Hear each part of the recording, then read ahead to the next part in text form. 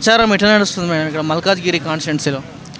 మల్కాజ్గిరి కాన్స్టిట్యున్సీనే దేశంలోనే అతి పెద్ద కాన్స్టిట్యున్సీ అని పేరు పొందింది కాబట్టి అంతే ఇదిగానే ఘనంగానే జరుగుతుందనే చెప్పుకోవాలి. రాగిడి లక్ష్మారెడ్డి గారు బీఆర్ఎస్ పార్టీ తరఫున ఎంపీగా నిలబడుతున్నారు. వారికే మా అందరి సహకారం కంపల్సరీ. కాంగ్రెస్ మహిళల స్పందన బాగుంది.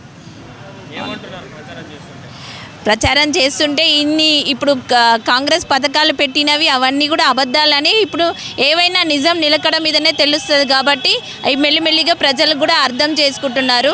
కరెంటు పోతలేదంటే నిన్నంత ఎండాకాలం భరించలేనంత అవస్థ అవుతుంది. ఇప్పుడు లేడీస్గా మేము చెప్తున్నాం కదా, అసలు స్టవ్ దగ్గర వంట చేయాలన్నా కూడా అంత ఇబ్బందిగా ఉంది. కరెంటు ఉండట్లేదు, వస్తుంది పోతుంది. అవన్నీ అబద్ధాలని వాళ్ళు ప్రచారం చేస్తున్నారు. వాళ్ళదే అబద్ధాలు అనేది ప్రజలు అర్థం చేసుకున్నారు కాబట్టి ఖచ్చితంగా మన బీఆర్ఎస్ గెలుస్తుంది మల్కాజ్గిరిలో అయితే. కానీ కాంగ్రెస్ పార్టీ నుంచి సునీతారెడ్డి గారు, బీజేపీ పార్టీ నుంచి ఈటల రాజేందర్ గారు ఉన్నారు కదా, ఎట్లా ఉంటుంది అంటారు పోటీ?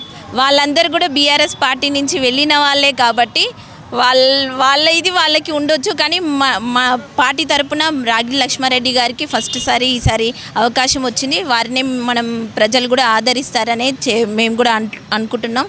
అలాగే రైతులకి ముఖ్యంగా రైతు బంధు అనేది అసలుకి బంద్ అయిపోయింది.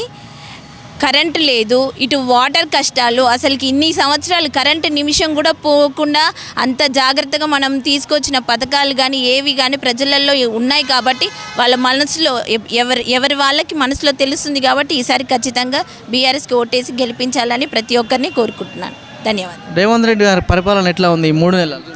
ఆయన మాట తిరగనే ఉంది. ఆయన అనుకుంటున్నాడు ఆయన అరిచి చెప్పినంత మాత్రాన అన్నీ నిజం అయిపోవు.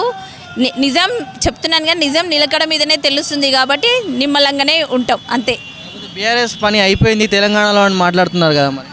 ఇదిగో ఇవి కనిపించేవన్నీ గులాబీ. ఏదన్నా జెండా అట్రాక్షన్ ఉందా? బీఆర్ఎస్ జెండా అంటేనే పింక్ అంటేనే అట్రాక్షన్. అంతే.